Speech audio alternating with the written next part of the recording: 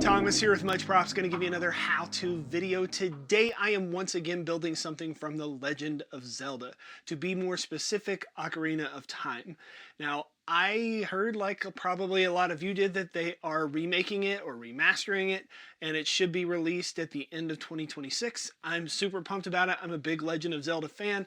I've made lots of things from the games, including making my own spin on a Viking version of Link. So I thought it would be fun to trigger a bunch of purists and make the shield but not make it properly. So this is the original, and I intend to put my own spin on it. So if you are a purist and think that it should stay like this, prepare to be mad. Let's get to building.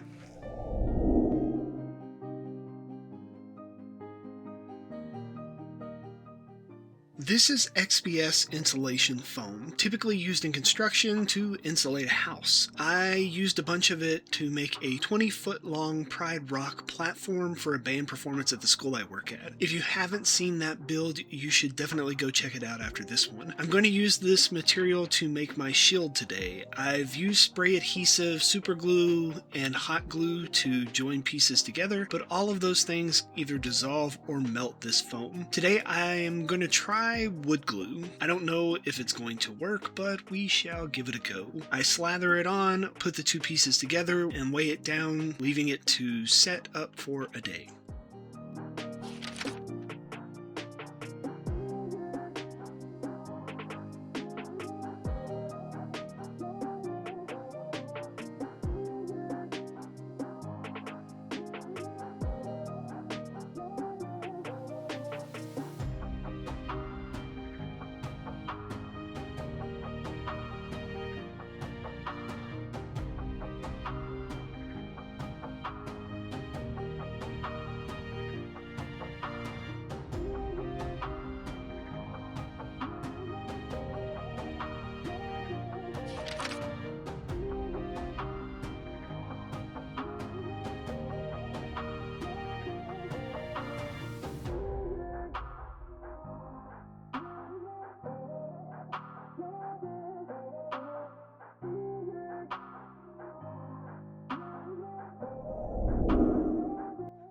It seems to be a good solid piece for now. If you don't have access to this stuff, you could always try making it with something else. EVA foam, cardboard, styrofoam board, a tree, etc. I just have a lot of extra lying around and need to try and find some uses for it. You could get an image of this prop from the game, blow it up to scale, and get a more accurate version of the Deku shield, but I'm throwing caution to the wind, trying to tick off some trolls, and just hand drawing the design with a Sharpie. Once I am close enough to the size and shape, I cut it out with a sharp box cutter.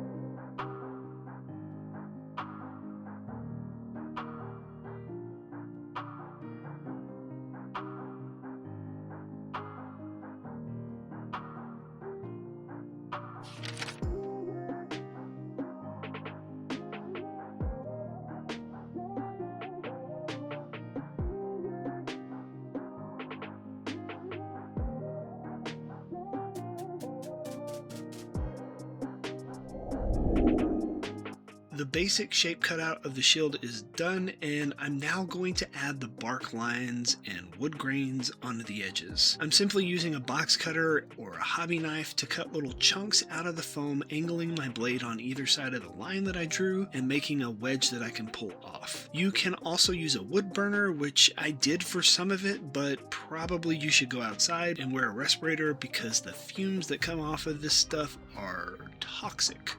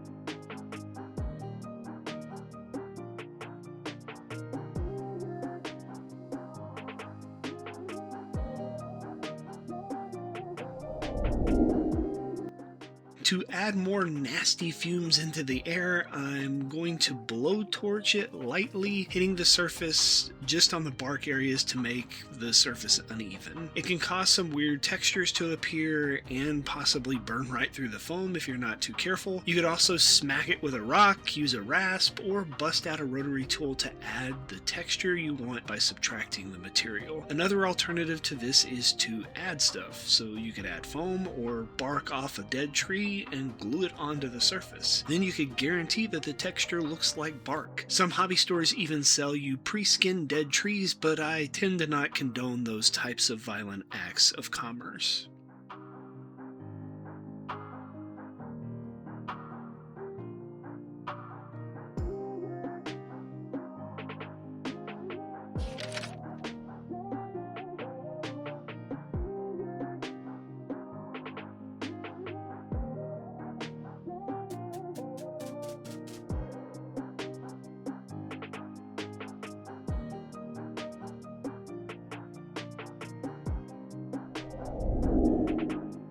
Now, one of the tricky things with using XPS insulation foam is that aerosol cans dissolve the foam, so if you wanted to put a base coat down with spray paint for the color, I first need to add protective barrier between the foam and the paint. My barrier of choice for this application is Mod Podge. It's cheap, dries relatively quickly in the Texas heat, and should protect the foam from the vicious spray paint eating away at it.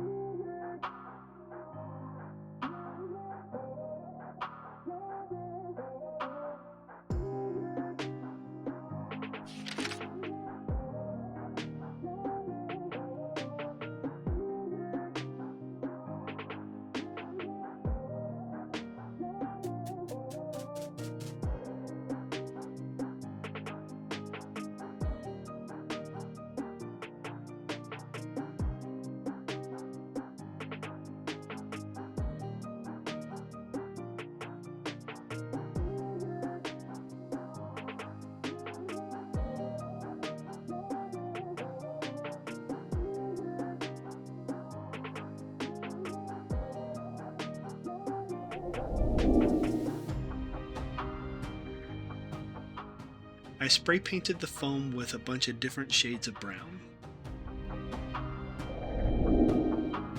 The rest of the paint job is pretty straightforward. Most objects are not solid colors, and while I do have some variations in my tones, I want more. Lots more. I'm going to achieve this by darkening my bark bits with a little black and brown watered down acrylic wash, and sponging on some random mixes of colors once that dries. For the wood grain bit and the red symbol inlay, I'm going to do a similar technique, followed up with some dry brushing of lighter tints of the same color to hit the high points and make that contrast from the bark.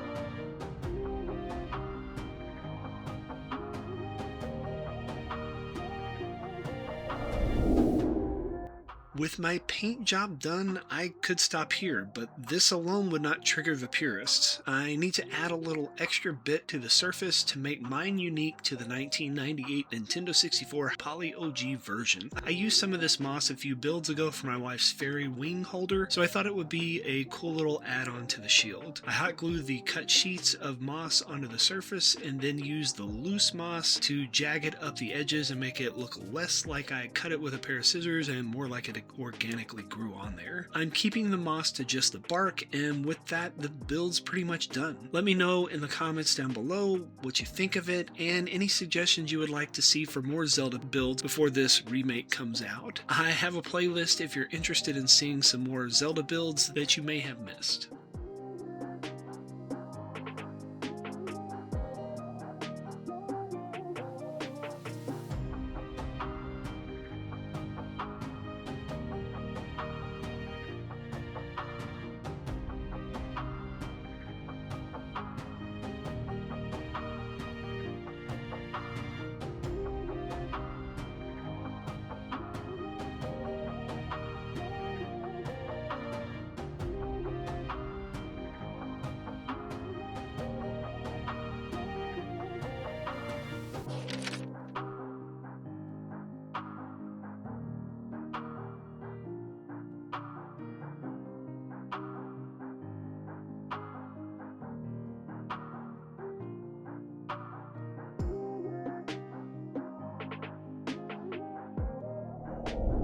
And we are finished. Here is the end result. It was definitely a quick and dirty build. I could have made it a little bit more curved and three-dimensional, but I don't know. I just did with what I had, and I'm really trying to use up some of this XPS insulation foam.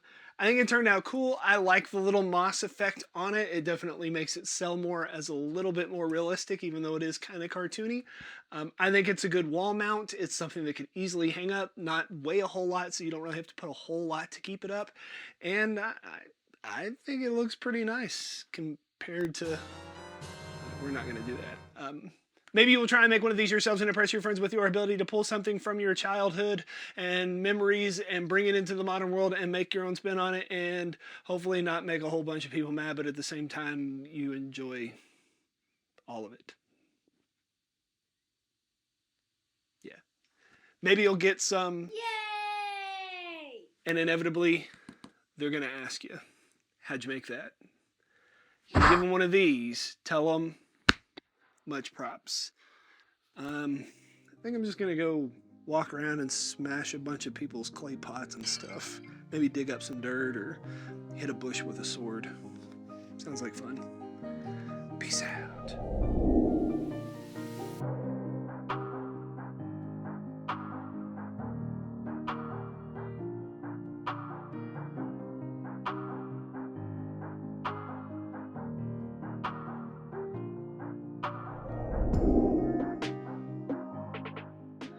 If you enjoy what I do here on YouTube and you want to see more builds like this one, please consider joining these awesome people listed here with me over on my Patreon to build a bigger, better, more creative community together.